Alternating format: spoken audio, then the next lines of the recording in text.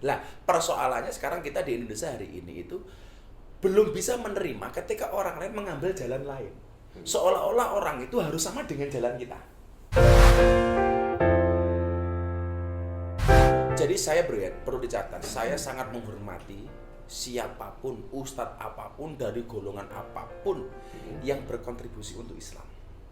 Pasti gayanya beda-beda gitu. Dengan gaya berbeda-beda, barangkali dia tidak sepemikiran dengan saya tidak sepemikiran dengan beliau, tapi apapun itu kontribusi dia saya hargai. Siapapun ustadznya. Karena sejelek-jeleknya ustadz, pasti ada kontribusi untuk agama ini. Iya, itu dia yang mungkin ya. Nanti akan saya mau tanya juga tuh. Jadi ibaratnya kadang-kadang kita justru berselisih rasa sama muslim gitu, padahal mungkin banyak hal persamaan dibanding perbedaan ya kan gitu ya. Jadi kadang-kadang begini, sama-sama syahadat, sama-sama sholat, sama-sama Qurannya, sama-sama kitabnya kan. Kan gini aja perbedaannya. Aku sama Mas Ari mau ke Gelora Bung Karno, gitu kan. Aku lewat jalan kiri, Mas Ari lewat jalan kanan, teman kita lewat jalan tengah. Ini jalannya beda-beda, tapi kan tujuannya satu, Gelora Bung Karno.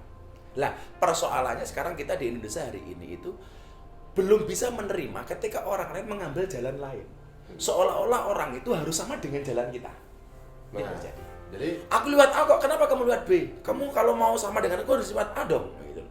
Jadi belum bisa menerima jalan orang lain. Nah, yang susah di situ. Kadang-kadang orang lebih fanatik dengan kendaraannya dibanding tujuannya. Jadi seolah-olah agama dia nanti bukan Islam, tapi A, B, C, D. Kendaraan tersebut sendiri. Lah itu susah gitu loh. Ego ormasnya itu kadang-kadang lebih tinggi. Lebih tinggi. Padahal tujuannya sama. Allah. Iya. Nah, sekarang Islam itu kan bukan tujuan, kendaraan yang untuk tujuannya kan Allah. Benar. Kendaraan untuk lebih mengenal Allah, untuk dekat kepada Allah, untuk menuju kepada Allah. Gitu. Nah, ternyata sekarang di luar Islam itu kendaraannya pecah lagi kan, jalannya banyak. Lah, saya mencoba, walaupun saya belum saya orangnya perfeksionis, walaupun saya belum sempurna. Lah, saya berusaha hari ini menata hati saya untuk menerima siapapun walaupun jalannya berbeda. Toh tujuannya sama.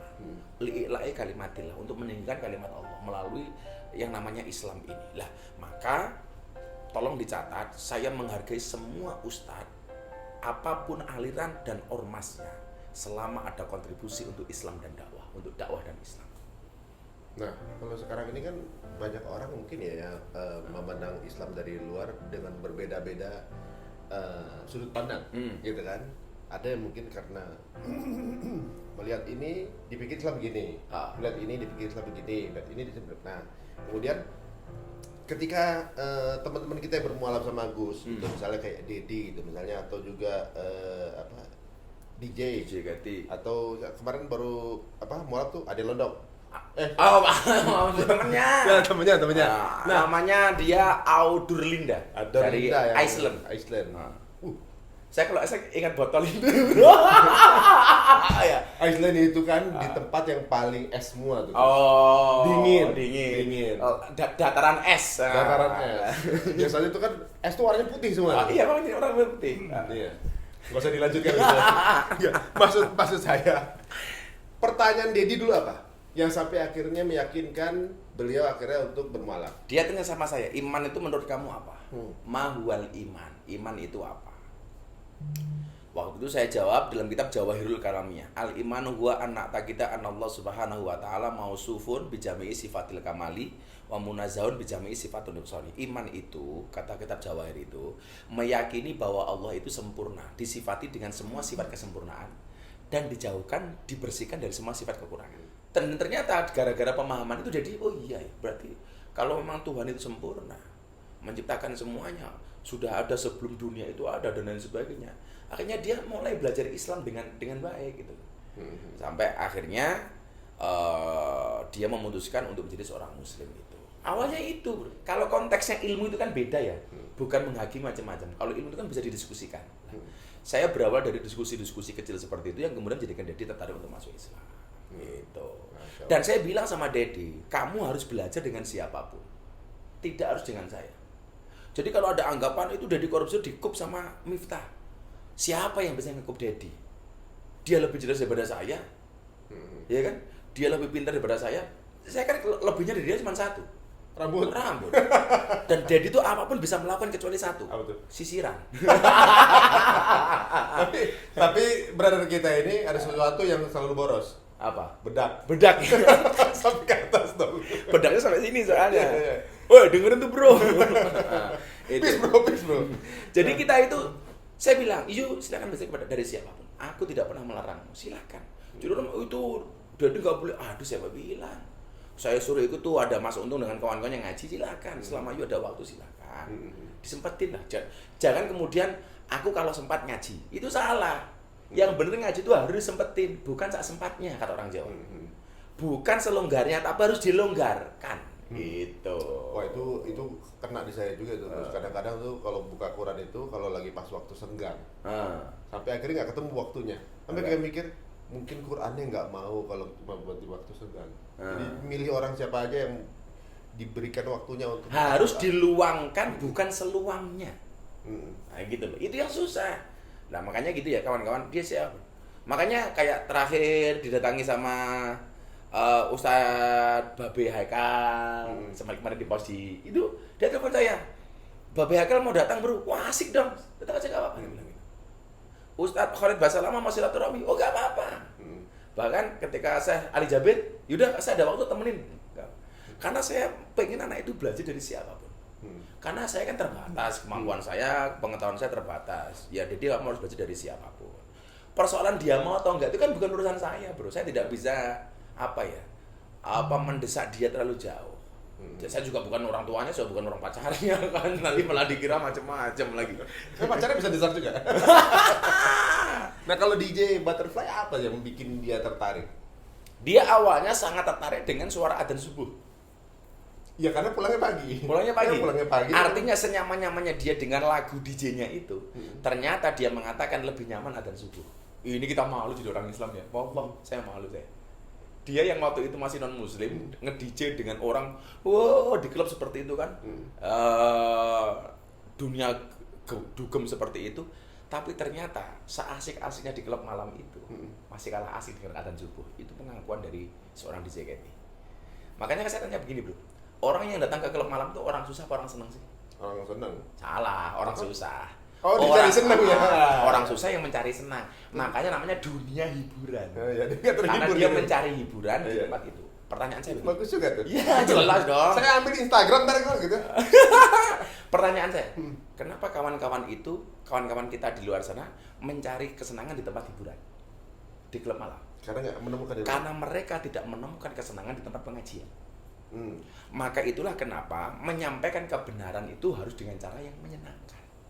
Orang yang datang ke pengajian di pengajian itu harus menyenangkan. Supaya apa?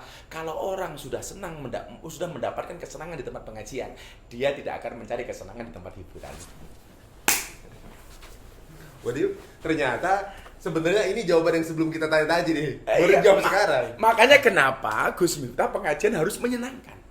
Sekecil apapun yang saya sampaikan mereka harus happy. Saya dapat tamu ya kayak ini tadi yang semalam di Autur Linda itu, dia bilang your Islam is happy, enjoy, relax. Aku suka itu, dia bilang. Karena pembawaan kita yang menyenangkan. Maka Rasulullah itu kan selalu saja gini bro, sama-sama berjubah ya. Rasulullah berjubah, orang kafir Quraisy berjubah. Yang membedakan apa? Wajahnya. Rasulullah berjubah tapi tabasam, tersenyum. Sementara mereka orang-orang kafir Quraisy berjubah tapi wajahnya tidak tersenyum, cemberut. Sama-sama jubahnya. Orang kafir Quraisy, gitu kan, penuh dengan kebencian. Sementara Rasulullah menggunakan jubah tapi tabasam, wajahnya tersenyum. Itu yang membedakan. Lah, karena begini. Tabasam nih, Bro. Tabasam. Makanya kan gambaran surga itu senyum, gambaran neraka itu adalah cemberut. Pertanyaan saya, istri-istri kita di rumah lebih banyak tersenyumnya apa lebih banyak cemberutnya? Tadi istri-istri. Istri. Kan ini untuk penonton kan juga bukan kita. Istri itu di rumah lebih banyak cemberutnya atau lebih banyak senyumnya? Nah, itu dia. Kalau banyak cemberutnya, jelas keluargamu seperti neraka. Oh iya benar tuh. Berarti penggambaran dia di rumah tuh seperti apa, lihat surga itu senyum, neraka itu cemberut. Marah-marah. Makanya kalau istri di rumah seperti marah-marah, banyak cemberut, berarti keluarganya seperti neraka. Ada tapi satu hal, Gus. Kalau di rumah mulut istri senyum, berarti bahagia. Bahagia. Mulut istri cemberut ke bawah gitu, berarti kan kayak neraka. Kalau kayak melomot Gus. Itu Keluarganya baina surga wa neraka itu. di antara Kamu tahu nggak perbedaannya cewek sama cowok itu? Loh, kok gua?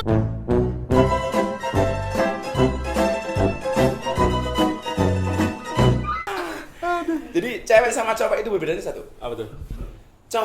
Cewek itu kalau menangis yang ditutup mulutnya. Ya. Cowok kalau menangis yang ditutup matanya.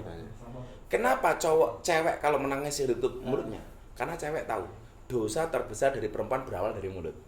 Makanya kalau menangis begini. Gitu.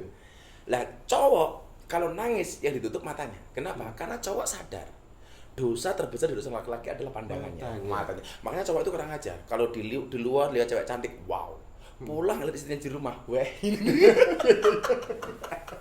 Wow, dan yang saya curiga ada cowok nangis yang ditutupi mulutnya. Ada apa? Udah itu sudah kok. Berapa? Itu gimana ya? Di sini kalau cewek itu di sini, cowok di sini. Bener. Makanya cewek itu kalau disakiti tidak pernah lupa. Tapi kalau menyakiti tidak pernah ingat. Berarti kalau cowok kalau misalnya kan dari mata ya.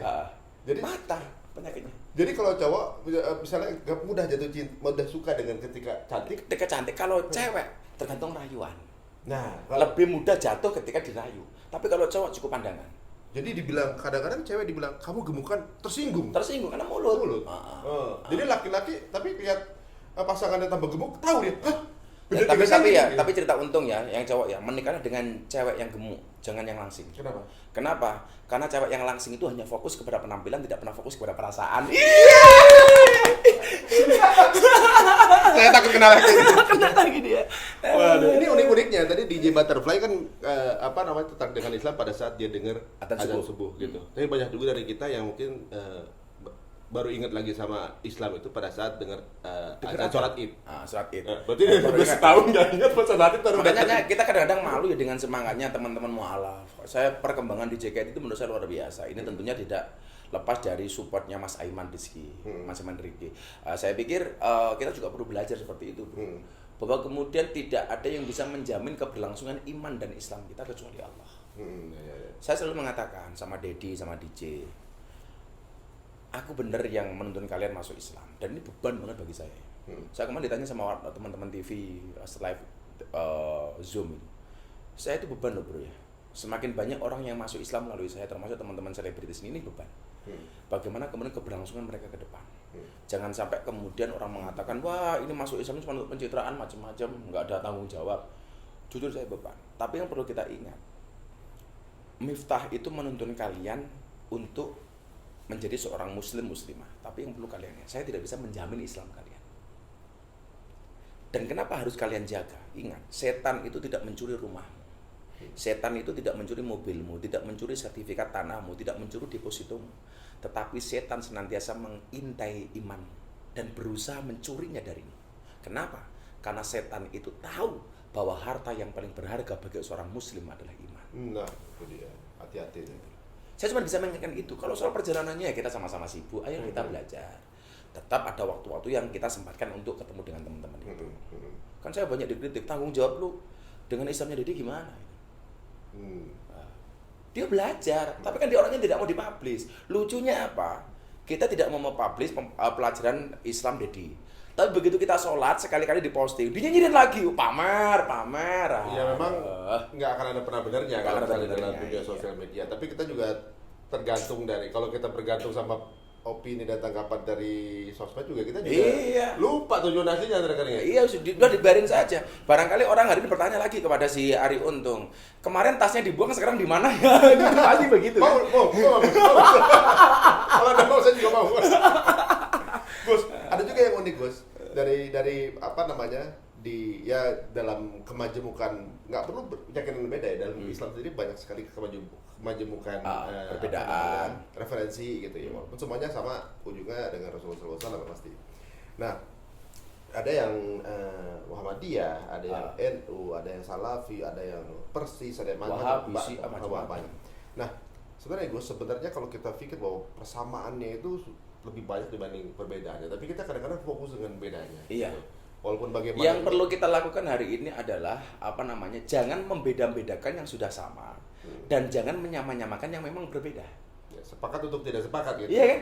Ya kalau kemudian katakan begini, saya pas komentar di kolom IG-nya Mas Dedi, orang tanya begini sama saya. Berarti semua agama itu benar ya, Gus? Ancingan dari netizen. Saya jawab iya, tapi kalimat ini belum komplit, harus disempurnakan. Kalau semua agama itu benar titik, ini salah. Tapi yang kalimatnya harusnya sempurna. Semua agama itu benar bagi penganutnya. Iya. Kalau semua agama itu benar titik, bahaya bro. Kita bisa ganti agama tiap hari. Terus semua agama benar. Tapi kalau bagi penganutnya, kita tidak bisa menyalahkan. Bagi orang Kristen, yang benar yang Kristen. Ya enggak? Bagi orang Hindu. Bagi orang Islam seperti kita ya, inna dina indallahil Islam. Ya. Maka yang perlu kita lakukan adalah agama itu tidak untuk diperdebatkan, tapi untuk diamalkan. Iya. Benar sekali. Ya kan? Termasuk ormas. Lah ormas yang banyak ini saya pikir dalam konteks hari ini sudahlah, nggak usah cari perbedaannya. Kita jangan membeda-bedakan yang sudah sama. Yang sudah sama ayo jalan bareng. Jangan menyamakan yang memang berbeda, ya nggak bisa, semuanya punya ego ormas masing-masing. Toh kemudian begini, ketika kita tidak sepakat dengan orang lain, belum tentu kita tidak menyukai orang itu. Contoh begini, saya menganut madhab Syafi'i, tapi saya menghormati Maliki. Saya tidak boleh membenci Maliki. Saya siapa? Artinya kalau toh saya tidak menggunakan pendapatnya Maliki, bukan berarti saya benci dengan Maliki, toh. Saya menghormati beliau, mencintai beliau. Tapi dalam hal ini saya mengikuti pendapatnya Syafi'i, kan boleh. Iya. Paham nggak? Setuju. Iya kan? Alhamdulillah, sebuah masukan yang sangat luar biasa sekali bagaimana membuat image Islam itu menjadi luar biasa menyenangkan dan sejuk. Makanya beliau mengambil jalan bagaimana caranya untuk bisa memberikan hikmah dengan cara yang menyenangkan. Banyak hal menarik lainnya yang belum saya tanyakan. Tentunya obrolan saya dengan Gus Miftah saya akan berikan di episode berikutnya rupanya ya. Tuh, karena anak saya udah nungguin. Kita pamitan dulu di episode ini. Jangan lupa like and subscribe. Wassalamualaikum warahmatullahi wabarakatuh. Sampai ketemu di episode berikutnya.